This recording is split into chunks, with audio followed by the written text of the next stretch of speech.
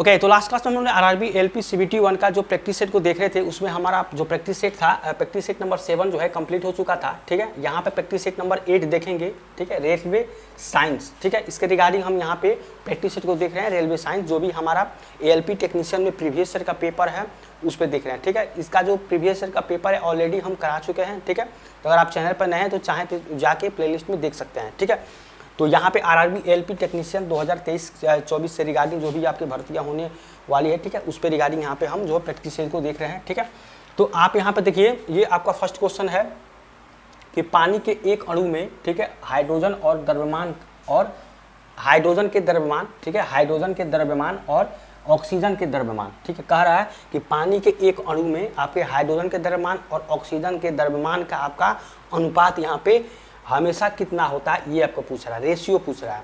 तो यहाँ पर देखिए आपका द्रव्यमान का यहाँ पे आपका अनुपात पूछा है, ध्यान दीजिएगा, द्रव्यमान का एक होता है आयतन का अनुपात होता है। ठीक है, और उसके आयतन का अनुपात देखेंगे तो उसका आपका अलग होता है। तो देखिए किस तरह से यहाँ पे पानी के एक अणु में, तो देखिए वाटर का जो आपका पानी का जो ये आपका सूत्र क्या होता है, यहाँ पे पानी का जो सूत्र फॉर्मूला होता है ये होता है आपका H2O।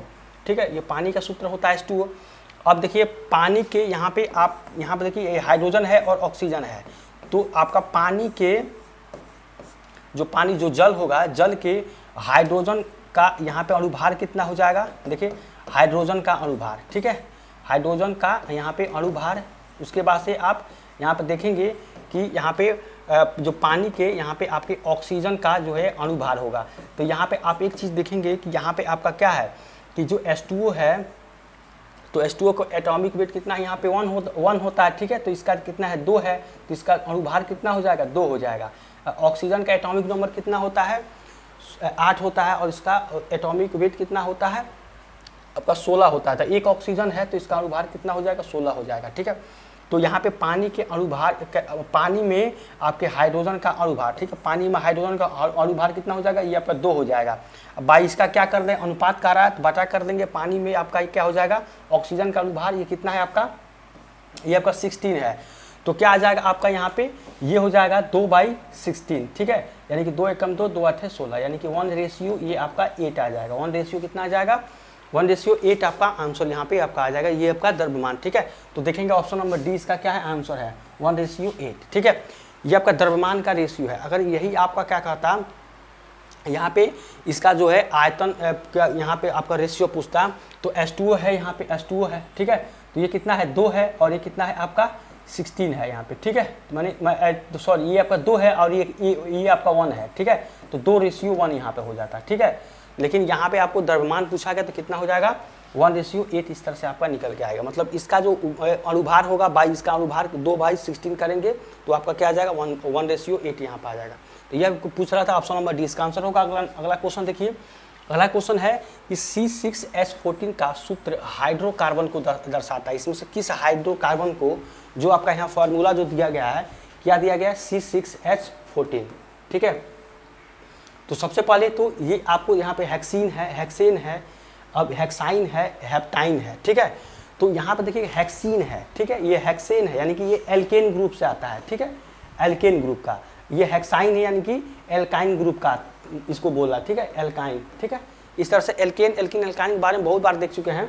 ये आपका एल्काइन का, ये हेक्सीन है यानी कि एल्किन ग्रुप का है। ठीक है, ये आपका किस ग्रुप का बोला है एल्किन। ये भी हेप्टाइन है, तो ये भी किसका है एल्काइन ग्रुप का। ठीक है, यहाँ पे आपको एल्काइन ग्रुप का हेप्टाइन होगा। तो यहाँ पे 6,6H14। तो सबसे पहले हम एल्केन को चेक कर लेते हैं। तो एल्केन का जो फार्मूला होता है क्या होता है CnH2n+2, ये आपका होता है फार्मूला। अगर देखिए यहाँ पे कार्बन 6 है यानी कि n के बराबर क्या रखना है 6 रखना है। तो जब 6 रखेंगे तो ये कितना हो जाएगा C6H2 × 6 प्लस ये 2 रखेंगे तो कितना आ जाएगा, ये आपका आ जाएगा C6H, ये हो जाएगा 12×2 = 14। ठीक है, यहाँ पे आपका आ जा रहा है C6H14 यहाँ पे आपका निकल के आ जा रहा है। तो इस हिसाब से आप कह सकते हैं कि ये आपका एल्केन ग्रुप का है, यानी कि सबसे पहले आपको हेक्सेन हो जाएगा, N हो जाएगा। ठीक है, हेक्सीन और हेक्साइन इसमें से नहीं होगा, ऑप्शन नंबर बी इसका आंसर हो जाएगा हेक्सेन। इसका जो है यहाँ पे कि C6H14 यहाँ पे का सूत्र जो हेक्सेन यहाँ पे हो जाएगा। ठीक है, ये आपका हेक्सेन हाइड्रोकार्बन को दर्शाता है। ठीक है, तो इस तरह से इसका आंसर हो जाएगा। अब देखिए यहाँ पे ये हो जाएगा, आप चाहें तो इसका स्ट्रक्चर बना सकते हैं, मतलब कि C6 है यानी कि 1 2 3 4 ठीक है, 5 6 ये है, 3 हाइड्रोजन इधर और 3 हाइड्रोजन आपका इधर हो जाएगा, ठीक है। अब इसके बाद से 2 हाइड्रोजन यहाँ पे इस तरह से आपका, ठीक है, तो 3 3 6 2 8 2 10 2 12 2 14, तो ये आपका क्या हो जाएगा, यहाँ पे हाइड्रोजन बैठेगा, ठीक है। तो इस तरह से इसका क्या हो जाएगा, ये आपका स्ट्रक्चर हो जाएगा, हाइड्रोजन हाइड्रोजन इस तरह से, ठीक है। तो ये आपका क्या हो जाएगा, एल्केन ग्रुप का यहाँ पे आपका जो है ये आपका स्ट्रक्चर हो जाएगा, ठीक है। तो ये था आपका क्वेश्चन। अगला क्वेश्चन देखिए यहाँ पे, देखिए नेक्स्ट क्वेश्चन आपको यहाँ पूछा गया है कि निम्न में से कौन सा घोल जो है सब में से सबसे यहाँ पे अम्लीय है, ठीक है। जो कौन सा घोल है कि सब में से क्या है सबसे यहाँ पे अम्लीय है। तो देखिए एक होता है आपका यहाँ पे होता है आपका अम्लीय, ठीक है, ये आपका हो जाएगा अम्लीय। एक होता है आपका उदासीन, ठीक है, ये होता है उदासीन।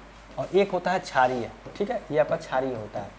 तो यहाँ पे क्या होता है कि जो आपका जो पीएच का जो वैल्यू होता है, पीएच का जो वैल्यू क्या होता है 0 से लेकर 14 तक होता है, ठीक है, 0 से 14 तक होता है। अब देखिए यहाँ पे क्या होता है, अगर पीएच का वैल्यू जैसे मान लीजिए यहाँ पे 7 है, पीएच का वैल्यू 7 है, तो क्या हो जाएगा, ये आपका उदासीन की श्रेणी में आएगा, ठीक है। अगर पीएच का वैल्यू 7 है उदासीन आएगा। इससे जैसे जैसे नीचे इधर आएंगे आप, ठीक है, 7 से कम आएंगे तो ये आपका क्या आ जाएगा, अम्लीय आ जाएगा, ठीक है। और इधर जाएंगे तो ये आपका क्या आ जाएगा, क्षारीय यहाँ पे आपको प्राप्त होगा, ठीक है। तो इस तरह से आपका क्या है कि कह रहा है कि यहाँ में से कौन घोल का सबसे इनमें से सबसे अधिक अम्लीय है। तो देखिए सबसे पहले मान लीजिए यहाँ पे 7 से 6 5 4 3 2 1 0 ऐसे आएगा। तो यहाँ पे जो पीएच का मान आपका 0 सबसे वाला सबसे क्या है उतना ही ज़्यादा आपका एसिडिक होगा, ठीक है, यहाँ पे अम्लीय होगा, ठीक है।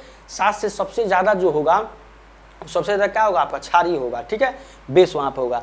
तो इस तरह से आपको यही पूछा था क्वेश्चन में कि निम्न में से कौन सा घोल इन सभी में सबसे अम्लीय है। तो 0 वाला पीएच मान 0 वाला सबसे घोल जो है ये आपका क्या है एसिडिक होगा, अम्लीय होगा, ठीक है। तो यही आपको यहाँ क्वेश्चन में पूछा जा रहा था, ठीक है। तो इसका आंसर हो जाएगा ऑप्शन नंबर ए, यहाँ पे इसका आंसर हो जाएगा, ठीक है। इसके बाद देखिए अगला क्वेश्चन, देखिए नेक्स्ट क्वेश्चन आपको यहाँ पूछा गया है, ये है कि 10 किलोग्राम वजन वाले सूटकेस को उठाकर एक प्लेटफॉर्म पर खड़े यात्री द्वारा किया गया कार्य क्या होगा, ठीक है। तो देखिए यहाँ पे वर्क और एनर्जी का सबसे मतलब बढ़िया ये आपका क्वेश्चन है, एग्जाम में आपको पूछता है। तो यहाँ पे कुछ सोचना नहीं है, डायरेक्ट आपको बता देना कि ये इसका 0 जूल यहाँ पे आंसर होगा, ठीक है। ये कैसे होता है कि देखिए वर्क का जो फार्मूला होता है W=Fs यहाँ पे cos थीटा, ये आपका फार्मूला होता है, ठीक है, cos थीटा।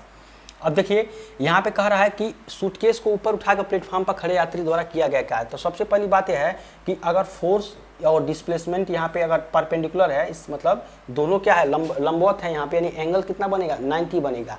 तो जब आप 90 यहाँ पे रखेंगे cos 90, तो cos 90 का वैल्यू कितना होता है 0 होता है। तो इस हिसाब से क्या हो जाएगा वर्क आपका क्या आ जाएगा 0 निकल के आपका आ जाता है, 0 जूल यहाँ पे आपका आंसर हो जाता है, कोई भी कार्य यहाँ पे नहीं होता है, ठीक है। क्योंकि जब डिस्प्लेसमेंट कुछ होगा ही नहीं तो ऑब्वियसली क्या होगा एंगल वहाँ पे 90 बनेगा, तो वर्क क्या आएगा आपका 0 यहाँ पे निकल के आपका आता है, ठीक है। तो यही आपको क्वेश्चन पूछ रहा था कि किया गया कार्य कितना होगा, तो 0 जूल इसका आंसर हो जाएगा, ठीक है। इसके बाद देखिए नेक्स्ट क्वेश्चन, देखिए नेक्स्ट क्वेश्चन आपको यहाँ पूछा गया है, ये है कि समजातीय श्रेणी के अनुवर्ती सदस्यों की परमाणु द्रव्यमान इकाइयों के बीच कितनी भिन्नता होती है, ठीक है। तो ये आपके यहाँ पे कह रहा है कि समजातीय श्रृंखला के अनुवर्ती सदस्यों की परमाणु द्रव्यमान इकाइयों की यहाँ पे बीच कितनी भिन्नता होती है, ये आपको है, ठीक है। तो समजातीय जो श्रृंखला के जो भी आपके यहाँ पे सदस्य होते हैं इसके बारे में हम बहुत सारे क्वेश्चन देखे हैं, ठीक है। तो यहाँ पे क्या होता था CS2 का अंतर वहाँ पे आपको दिखाई देता था, ठीक है, CS2 का। क्योंकि आप देखेंगे पिछला जो भी हम लोगों ने प्रैक्टिस सेट या LP के क्वेश्चन को जो वहाँ पे देखे थे तो इस तरह क्वेश्चन हमको बहुत ज़्यादा मिला था, ठीक है। तो इसको डिटेल में बहुत ज़्यादा हम नहीं बताएं क्योंकि हम ऑलरेडी करा चुके हैं। तो यहाँ पे आपको बता दें कि CS2 का अंतर यहाँ पे आपको दिखाई दे रहा है, ठीक है। तो कह रहा है कि अनुवर्ती सदस्यों के परमाणु द्रव्यमान इकाई के बीच कितना भिन्नता होती है। तो इसका आपका वेट द्रव्यमान निकाल लेंगे, ठीक है, इसका निकाल लेंगे वही आपका आ जाएगा। तो यहाँ पे एक कार्बन का यहाँ पे एटॉमिक नंबर कार्बन कितना होता है 6 और मास कितना होता है 12 होता है, ठीक है। और प्लस यहाँ पे 2 हाइड्रोजन है तो 2 × 1 ये कितना हो जाएगा आपको 12 + 2 यानी कितना हो जाएगा 14, यहाँ पे आपका आंसर निकल के आ जाएगा 1440, ठीक है। तो यही आपको यहाँ पूछ रहा था कि जो समजातीय जो श्रृंखला के होते हैं तो समजातीय श्रृंखला के बीच में कितना अंतर होता है, CS2 का अंतर यहाँ पे होता है, ठीक है। इसको ऑलरेडी हम बहुत पहले कई बार इसको देख चुके हैं, ठीक है। तो इसका ऑप्शन नंबर डी यहाँ पे आंसर हो जाएगा। इसका अगर इसका जो पूरा वेट निकालेंगे तो 12 इसका होता है, 2 इसका हो जाएगा, × 1 करेंगे, 1 हाइड्रोजन का मतलब 2 हाइड्रोजन है तो 1 करेंगे तो 12 × 14 आ जाएगा, ठीक है। तो इसका आंसर हो जाएगा। अगला क्वेश्चन है कि किस प्रकार के प्रजनन में यहाँ पे अधिक जो है विविधता उत्पन्न होती है, ठीक है। तो यहाँ पे बाइनरी विखंडन में, अलैंगिक प्रजनन में और यहाँ पे बहु विखंडन में, लैंगिक प्रजनन में। तो अभी हम कुछ दिन पहले जो है इसको देखे थे, ये आपको क्वेश्चन है थोड़ा सा रिपीटेड है, तो इसमें किसने आता था आंसर में आपका लैंगिक प्रजनन में ये आपका जो है अधिक विविधता यहाँ पे उत्पन्न होती है। जो लैंगिक प्रजनन होता है उसमें ज़्यादा क्या होता है आपके विविधता उत्पन्न होती है। ऑप्शन नंबर डी इसका आंसर होगा। नेक्स्ट क्वेश्चन देखिए, पानी के द्वारा ऊपर की तरफ लगाया गया बल क्या कहलाता है? बायोन्स फोर्स। ठीक है, बायोन्स फोर्स यहाँ पे होता है उत्प्लावक बल। ठीक है, पानी का ऐसा गुण को क्या करता है, किसी वस्तु को ऊपर की तरफ बल लगाता है, ऊपर क्या कहलाता है यहाँ पे उत्प्लावक बल, बायोन्स फोर्स इसको बोलते हैं। तो इसका आंसर नंबर सी आंसर हो जाएगा। देखिए यहाँ पे आपको अगला क्वेश्चन है कि जब 21 न्यूटन के एक बल को 3 किलोग्राम द्रव्यमान वाली वस्तु पर लगाया जाता है तो उत्पन्न त्वरण कितना होगा? ठीक है, तो त्वरण आपको यहाँ पूछ रहा है। ठीक है, एक्सेलरेशन त्वरण आपका क्या होता है? वेग परिवर्तन की दर क्या होता है आपका? त्वरण होता है। ठीक है, वेग परिवर्तन बाई समय, यहाँ पे वेग परिवर्तन, ठीक है, बाई यहाँ पे आपके समय अंतराल जो होगा आपका टाइम, तो ये होता है वेग परिवर्तन दर आपका त्वरण कहलाती है। ठीक है, इसका जो मात्रक होता है क्या होता है आपका? मीटर पर सेकेंड स्क्वायर होता है। ठीक है, या कई जगह आपको क्या मिलेगा? मीटर सेकेंड माइनस 2, ये भी आपको दिखाई देता है। ठीक है, तो इस तरह से आप क्या करेंगे, इसका देखेंगे कि यहाँ पे आपको फोर्स कितना दिया गया है। यहाँ पे फोर्स आपका दिया गया है 21 न्यूटन। ठीक है, ये आपका फोर्स दिया गया 21 न्यूटन। मास आपका क्या है यहाँ पे? ये दिया गया है 3 kg यहाँ पे मास दिया गया। तो एक्सेलरेशन आपको यहाँ पे पूछा जा रहा है। ठीक है, तो यहाँ पे आपका क्या होगा कि जो आपका फोर्स कितना हो जाएगा, ये हो जाएगा आपका m इंटू ए, ये होता है। तो ए यहाँ पे निकालेंगे तो कितना हो जाएगा? फोर्स बाई मास यहाँ पे हो जाएगा। तो ये हो जाएगा फोर्स कितना है आपका? 21 न्यूटन का है, तो ये हो जाएगा 21 बाई m कितना है? 3 है, तो ये कितना हो जाएगा आपका? 7 हो जाएगा। ठीक है, 7 मीटर पर सेकेंड स्क्वायर, ये आपका आंसर आ जाएगा। यानी इसको क्या कह सकते हैं कि 7 मीटर सेकेंड माइनस 2, ये भी आपको उसको बोल सकते हैं। तो ये आपका आंसर क्या हो जाएगा? ऑप्शन नंबर जो सी है ये आपका आंसर हो जाएगा। ठीक है, तो इस तरह से बहुत इजी क्वेश्चन था, आप m इंटू ए का यूज करके आप आसानी से बता सकते थे। ठीक है, अगला क्वेश्चन देखिए कि मानव मस्तिष्क के ध्वनि की अनुगूंज कितनी देर तक कायम रहती है? ठीक है, तो ये जो होती है ऑप्शन नंबर सी इसका आंसर होगा। कितना रहती है? 0.1 सेकेंड तक ये आपका कायम रहती है। ठीक है, ऑप्शन नंबर सी, ये आपका 0.1 सेकेंड तक ये आपका यहाँ पे कायम रहती है। देखिए नेक्स्ट क्वेश्चन है कि पौधों का नर प्रजनन अंग है। ठीक है, पौधों का नर प्रजनन अंग इसमें से आपको बताना है। तो ऑप्शन में आपका वर्तिका है, वर्तिकाग्र है, अंडाशय है, पुंकेसर है। ठीक है, तो पौधों का जो नर जो प्रजनन अंग होता है क्या होता है आपका? पुंकेसर। ऑप्शन नंबर डी इसका आंसर होता है। ठीक है, ऑप्शन नंबर डी इसका आंसर हो जाएगा। सबसे पहले यहाँ पे जो पौधे का जो भाग होता है ये आपके 4 भाग होते हैं। जो भाग होगा ये कितना होते हैं? 4 भाग होते हैं। जो फर्स्ट भाग होता है ये होता है आपका बाह्य दलपुंज। ठीक है, बाह्य दलपुंज ये आपका होता है। दूसरा जो होता है ये होता है दलपुंज। ठीक है, ये होता है दलपुंज। ठीक है, तीसरा होता है आपका ये जो होता है ये इसको बोलते हैं पुमंग। ठीक है, पुमंग बोलते हैं। चौथा जो होता है ये आपका क्या होता है? जयांग है। ठीक है, जयांग। ठीक है, ये आपका होता है। तो ये जो जयांग होता है ये आपका मादा भाग होता है। मादा भाग ये आपका होता है, जयांग को मादा भाग बोलते हैं। ठीक है, बाकी यहाँ पे जो पुंकेसर होता है, ठीक है, ये आपका तीसरा चक्र होता है, पुमंग जो होता है। इस तरह से आपका जो होता है कि ये जो नर जो प्रजनन अंग होगा ऑप्शन नंबर डी इसका आंसर हो जाएगा। और यहाँ पौधे का 4 भाग होता है। ठीक है, तो जयांग जो होता है मादा भाग होता है। ठीक, इसको भी यहाँ याद रखिएगा, ये आपका क्वेश्चन था। अगला क्वेश्चन देखिए यहाँ पे नेक्स्ट क्वेश्चन आपको पूछा गया है कि अत्यधिक प्रतिरोध वाले चालक को क्या कहा जाता है? ठीक है, तो अत्यधिक प्रतिरोध वाले चालक को प्रतिरोधक कहा जाता है। ठीक है, प्रतिरोधक। ठीक है, इसके बारे में हम कई बार देख चुके हैं, ये रिपीटेड क्वेश्चन है। तो प्रतिरोधक इसको कहा जाता है, ऑप्शन नंबर सी इसका। देखिए यहाँ पे नेक्स्ट क्वेश्चन आपको पूछा गया है कि एक बहुकोश की जीव है। ठीक है, एक बहुकोश की जीव इसमें से क्या है? तो ऑप्शन नंबर ए में क्या दिया गया है? एगेरिस्कस है, साइनोबैक्टीरिया है, माइकोप्लाज्मा है, पैरामीशियम है। तो एक बहुकोश की जीव इसमें से क्या होगा? ऑप्शन नंबर ए जो है आपका एगेरिस्कस जो है ये आपका आंसर हो जाएगा, ऑप्शन नंबर ए। ठीक है, इसको यहाँ पे याद रखेंगे। देखिए नेक्स्ट क्वेश्चन आपका है कि यूरेनियम के आइसोटोप्स के उपयोग की पहचान करें। ठीक है, तो जो यूरेनियम होता है आपको पता है कि जो यूरेनियम क्या होता है आपके प्रकृति में मुक्त अवस्था में नहीं पाया जाता है। ठीक है, जो आपका यूरेनियम होता है, तो इसका उपयोग की पहचान करें तो सबसे पहले आपका क्या हो जाएगा? यहाँ पे परमाणु रिएक्टरों में ईंधन के रूप में क्या होता है? परमाणु ऊर्जा में ये आपका जो है इसका उपयोग होता है, परमाणु जो है रिएक्टरों में ईंधन के रूप में। ठीक है, और ये आपका मुक्त अवस्था में प्रकृति में नहीं पाया जाता है। ठीक है, तो यहाँ पे जो यूरेनियम होता है इसका एक अयस्क होता है। ठीक है, उसका अयस्क का नाम क्या होता है? जो अयस्क होता है उसको बोलते हैं पिच ब्लेंड। ठीक है, पिच यहाँ पे ब्लेंड इसको बोलते हैं, पिच ब्लेंड। ये इसका अयस्क का नाम है, पिच ब्लेंड यूरेनियम के अयस्क का नाम है। ठीक है, तो इस तरह से इसका आंसर क्या हो जाएगा? परमाणु रिएक्टरों में यहाँ पे ईंधन का उपयोग यहाँ पे किया जाता है। ठीक है, क्वेश्चन है आपका कि पार्नेथोकार्प, देखिए पार्नेथोकार्पी यहाँ पे हो जाएगा। पार्नेथोकार्पी का किसको पार्नेथोकार्पी किसके रूप में परिभाषित किया गया है, ठीक है। तो पार्नेथोकार्पी ये होता क्या है बेसिकली, ये बीज रहित मांसल फल जो है आपको देता है, बीज रहित मांसल फल देता है और खेती की लागत को भी क्या करता है, कम करता है, जो पार्नेथोकार्पी होता है, ठीक है।